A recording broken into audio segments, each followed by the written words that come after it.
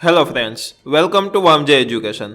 આજના વિડીયોમાં આપણે ધોરણ 10 વિષય ગણિતનું ચેપ્ટર નંબર 1 છે વાસ્તવિક સંખ્યાઓ, તેમનો એક પ્રમેય એટલે કે પ્રમેય નંબર 1.2 આપણે જોવાના છીએ અને આ ચેપ્ટરનો આ લેક્ચર નંબર 7મો છે। તો જોઈએ આપણે પ્રમેય 1.2 અંક ગણિતનું મૂળભૂત પ્રમેય। પહેલા શું છે પ્રમેય તે જોઈ લઈ અને ત્યારબાદ આ પ્રમેયને સમજવાની થોડીક કોશિશ કરીશું। દરેક વિભાજ્ય સંખ્યાને તેના અવયવોના ક્રમને અવગણીને અવિભાજ્ય સંખ્યાઓના ગુણાકાર તરીકે અનન્ય રીતે લખી શકાય છે। ફરી પાછું જોઈએ, દરેક વિભાજ્ય સંખ્યાને, વિભાજ્ય સંખ્યા કોને કહેવામાં આવે તો કે જેના 2 કરતા વધારે અવયવ હોય તેવી સંખ્યાને વિભાજ્ય સંખ્યા કહેવામાં આવે। જેમ કે 4 છે તો આમના અવયવ કેટલા થયા તો કે 2, 1, એમના પછી 4 પોતે, આ એમના અવયવ થયા। જ્યારે વિભાજ્ય સંખ્યા છે 4 એને કોઈ ગુણાકારના ફોર્મમાં લખી શકાય છે, જેમ કે 2, 2, 4 લખી શકાય કે નહીં તો કે હા લખી શકાય। 16 છે એને આપણે લખી શકીએ તો કે હા 8, 2, 16। હવે 8 ના 2 ભાગ પડે એના અવયવ પાડો તો 4, 2, 8, 4 ના 2 ભાગ પડે 2, 2, 4 બરોબર। જ્યારે 17 છે તો આને 17 એકા 17 અથવા તો 1 ગુણ્યા 17 આ બે સિવાય બાકીના કોઈ ફોર્મમાં લખી શકાતા નથી, તો 17 ને અવિભાજ્ય સંખ્યા કહેવાય। 3, 5, 7 આ બધી સંખ્યા અવિભાજ્ય સંખ્યા કહેવાય। જ્યારે 2, 4, 6, 8, 9, 10 આ બધી સંખ્યાને વિભાજ્ય સંખ્યા કહેવામાં આવે છે।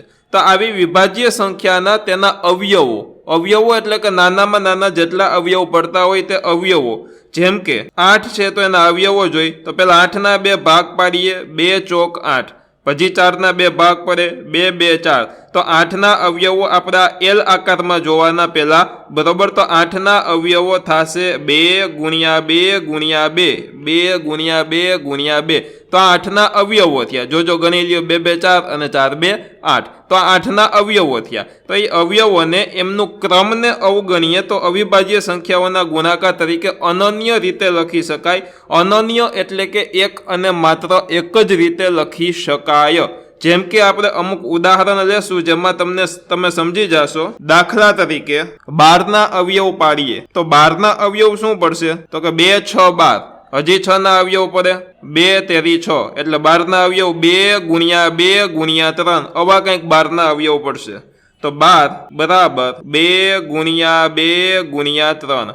હવે આ થયા 12 ના અવયવો। તો ગમે એમ તમે 12 ના અવયવો પાડો તો આ 3 સંખ્યા જ પડશે બરાબર, પરંતુ ક્રમને અવગણીએ તો, કારણ કે જો ક્રમને ન અવગણવામાં આવે તો આને આ રીતના એવું લખી શકું, 2 ગુણ્યા 2 ગુણ્યા 3 લખ્યું છે તો એને આમ પણ લખી શકું, 2 ગુણ્યા 3 ગુણ્યા 2, 3 ને વચ્ચે લખો બરોબર, અથવા તો એને આ રીતના એવું લખી શકું 3 ગુણ્યા 2 ગુણ્યા 2, એટલે કે જો આપણે આ ક્રમ આડા સવડાને અવગણીએ બરોબર તો આને એક જ રીતે લખી શકાય, એટલે કે 12 ના અવયવ 2 ગુણ્યા 2 ગુણ્યા 3 જ મળે બરોબર, ક્રમને અવગણીએ તો બરોબર। એવી જ રીતના ચાલો હજી એક ઉદાહરણ લઈ લઈ। 18, પેલા તો 18 ના અવયવ પાડીએ તો કે 3, 6, 18, 6 તેરી 18, 6 ના અવયવ પડે 3, 2, 6, તો 3 ગુણ્યા 3 ગુણ્યા 2 મળ્યું, 3 ગુણ્યા 3 ગુણ્યા 2, અથવા તો જોજો આમ કરીએ તો 18 ના અવયવ પાડીએ તો આમ લખું 6 તેરી 18, ઓમાં કેમ લખ્યું તો પેલા 3 લખ્યો તો પછી 6 લખ્યો તો, જ્યારે આમાં પેલા 6 લખ્યો ને પછી 3 લખ્યો,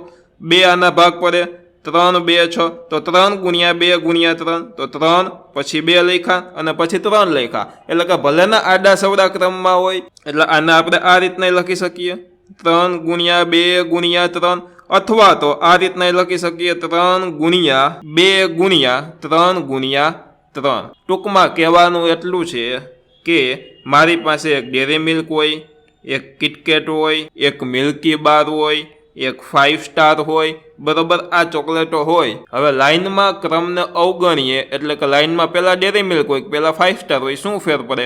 જો એને ગમે તેમ કરો તો એ આ જ રહેવાનું કે એક નંગ ડેરી મિલ્ક જ રહેવાની, કિટકેટનોય એક નંગ જ રહેવાનો, મિલ્કી બારનોય એક નંગ જ રહેવાનો અને 5 સ્ટારનોય એક નંગ જ રહેવાનો છે। ઓકે, હવે મિત્રો આ જ હતો પ્રમેય, ખાલી કહેવાનું આટલું જ હતું કે કોઈ પણ વિભાજ્ય સંખ્યા હોય એના અવયવ પાડો તો એક જ જાતના અવયવ મળે, ક્રમને અવગણો તો આટલી જ વસ્તુ પ્રમેયમાં હતી, પરંતુ આ આપણે પ્રમેય જોયું, આટલી વસ્તુ જોઈ, તો આનો ઉપયોગ ક્યાં થાય? તો એના ઉપયોગ જોઈ લઈ. આના બે જાતના ઉપયોગ છે. પહેલો ઉપયોગ વર્ગમૂળમાં 2, વર્ગમૂળમાં 3, વર્ગમૂળમાં 5 જેવી સંખ્યાઓને અસમય સાબિત કરવા. એટલે કે વર્ગમૂળની અંદર આવેલી કોઈ પણ અવિભાજ્ય સંખ્યા, કેવી સંખ્યા? અવિભાજ્ય સંખ્યા. કેવી છે? અસમય છે. આપણે થિયરીના લેક્ચરમાં જોયું હતું. તો એ સંખ્યા અસમય છે, એ અસમય તેમને સાબિત કરવા માટે આમનો ઉપયોગ થાય છે. એમના પછી બીજો ઉપયોગ શું? સમય સંખ્યા p/q, એટલે કે છેદવાળી સમય સંખ્યા. એક અંશમાં સંખ્યા હોય, એક છેદમાં સંખ્યા હોય. અંશમાં ધન, ઋણ અથવા તો 0 હોઈ શકે, છેદમાં જ્યારે ધન અથવા તો ઋણ બેમાંથી એક જ હોય, એવું આપણે જોયું હતું, બરોબર. આનું દશાંશ સ્વરૂપ શાંત છે કે અનંત છે તે નક્કી કરવા માટે થાય છે. એટલે કે આનું જે દશાંશ સ્વરૂપ, દશાંશ એટલે કે પોઈન્ટ વાળું સ્વરૂપ, દાખલા તરીકે 0.2, તો આ પોઈન્ટ વાળું સ્વરૂપ આ શાંત છે કે અનંત? તો 0.2 કેવું છે? શાંત છે. ત્યારે 0.222 એમ હાઈલ જ રાખે, એટલે કે 0.212 આ કેવું સ્વરૂપ છે? તો કે આ અનંત સ્વરૂપ છે. તો એ શાંત છે કે અનંત છે તે નક્કી કરવા માટે આ વસ્તુનો ઉપયોગ થાય છે, જે તમે આવનારા સ્વાધ્યાયમાં આ ટાઈપના દાખલાઓ જોશો. તો આજના વિડીયોમાં પૂરો થાય છે. આશા રાખું છું કે તમે આ પ્રમેય વ્યવસ્થિત સમજી ગયા હશો. બહુ સહેલો પ્રમેય છે. ગમ્યો હોય વિડીયો તો ચોક્કસથી વિડીયોને લાઇક કરો. કેવો લાગ્યો વિડીયો તે કોમેન્ટ બોક્સમાં કોમેન્ટ કરીને જણાવો, જેથી કરીને અમને ખ્યાલ આવે. તથા આ વિડીયોને તમારા મિત્રો, પરિવાર, દોસ્તો સાથે ચોક્કસથી શેર કરો. તથા તમારા ધોરણના કોર્સ ખરીદવા માટે પ્લે સ્ટોરમાંથી વામજા એજ્યુકેશન એપ્લિકેશન ડાઉનલોડ કરો. ધન્યવાદ.